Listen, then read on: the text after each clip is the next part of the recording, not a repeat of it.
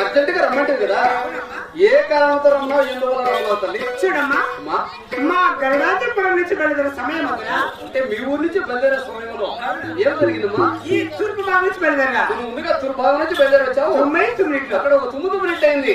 పరమట భాగం నుంచి బయలుదేరగా అది మంచిది కాదని పరమట భాగం నుంచి వచ్చాము. పక్షి పలికినట్లు అక్కడ ఒక పక్షి పలికినట్లయింది. ఉత్తర భాగం నుంచి బయలుదేరగా అది కూడా మంచిది కాదని ఉత్తర భాగం నుంచి వచ్చినప్పుడు అక్కడ ఉరుగు ఉరిగినట్లయింది నీ మనసుకు. దక్షిణ భాగం నుంచి బయలుదేరగా కదా ధరణి పలికినట్లు అలా అది కూడా మంచిది కాదని అలా దక్షిణ భాగం నుంచి వచ్చినప్పుడు ఒక ధరణి పలికినట్టుగా నీ మనసు కనబడింది. నా మనసు యోగునాయమ్మా. అందుచేత నేను ఎవరి సమయం ఉందిరా ఓ.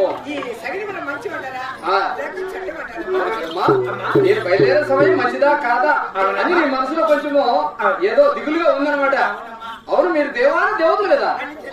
అవును తల్లి, మీరు దేవాన దేవతలు. అవును కదా. మేము ఈ భూలోకంలో నివసించే మానవులు. అవునమ్మా. అంటే మీ దేవతలకే తెలియకపోతే మా లాంటి మానవులకి ఏం తెలుస్తుందమ్మా? ఇలాంటి మానవులు కూడా అవునే. ఎక్కడికన్నా ఎలవారు ఎప్పుడైనా సమయం సగిలి శాస్త్రం పాటిస్తారు కదా. అంటే నేను కూడా వైకుంఠం వదిలేసా. ఇప్పుడు పూలకు వచ్చారు కదా. మీ దగ్గరకే వచ్చా.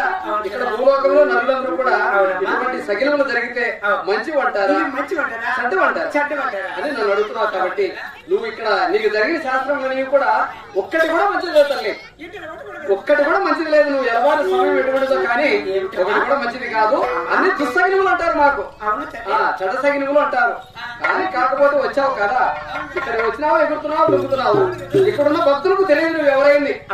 కాబట్టి నీవెవరో, నీ పేరేమి, నీ తల్లిదండ్రులు ఎవరు, నీ భర్త ఎవరు, నీ సమాచారం కొంచెం చెప్పండి. చూడమ్మా, అమ్మా నా జన్మ వృత్తాంతం, అవును. నా సమాచారం అవును. అలాగని చెప్తాను.